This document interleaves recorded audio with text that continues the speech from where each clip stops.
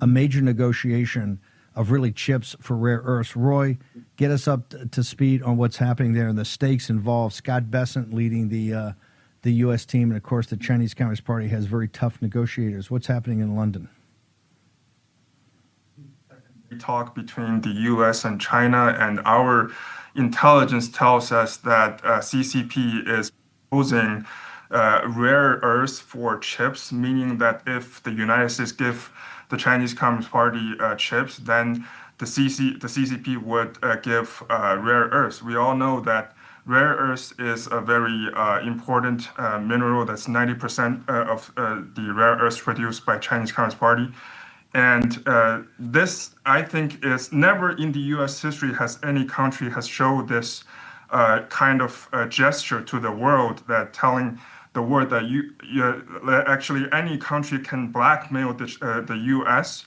And this is what we call a New Plaza Accord, where the U.S. basically have to listen to Chinese Communist Party and listen to their blackmail. And our intelligence just tell us that this is a very politically, this is blackmail against the United States. And rare earths would not be the only thing that they weaponize. I think first thing, we need to think about the U.S. treasuries and also the U.S. investment in Hong Kong and also in mainland China, and also the supply chain around all the production and processing of the products of the United States and the CCP that's providing. Basically, they're thinking President Trump only has 3.5 years, and they have all the time to blackmail the United States. And also, if you look at the whole world, like basically they're flexing. Xi Jinping thinks this will give a set of gesture that all the other countries can blackmail the United States. This is almost like a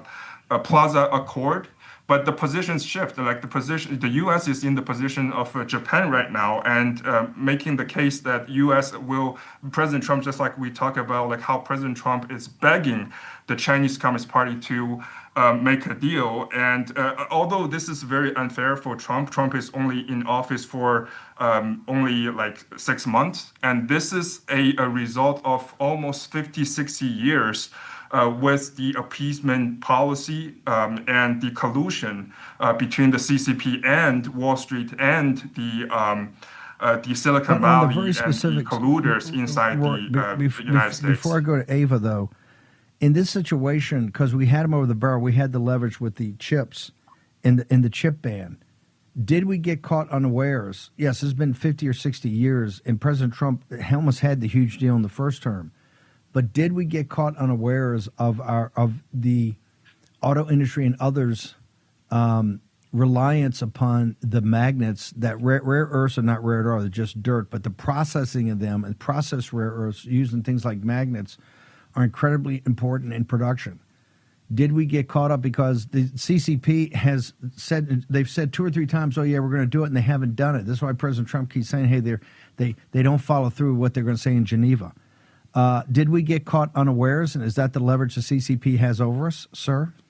Yeah, I think this is planned, and as I said, this is kind of like CCP is politically blackmailing the United States, understanding that the United States doesn't have the time to move all the processing and production back into the United States. And CCP understands this very well. This is a complete weaponization of the supply chain, just like what happened in 2019 when the trade talks still happening and CCP released a deadly virus and killed 1 million people later.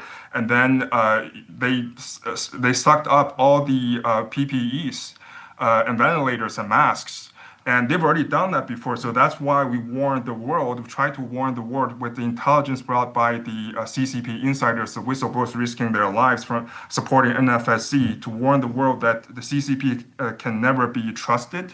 They never kept their promises. But we think this is really disastrous. And this is the kind of like the economic Pearl Harbor attack on United States economy, and the United States economy is held hostage by the Chinese Communist Party, and this is very dangerous. Well, hopefully Scott Bessent gets there. The new federal state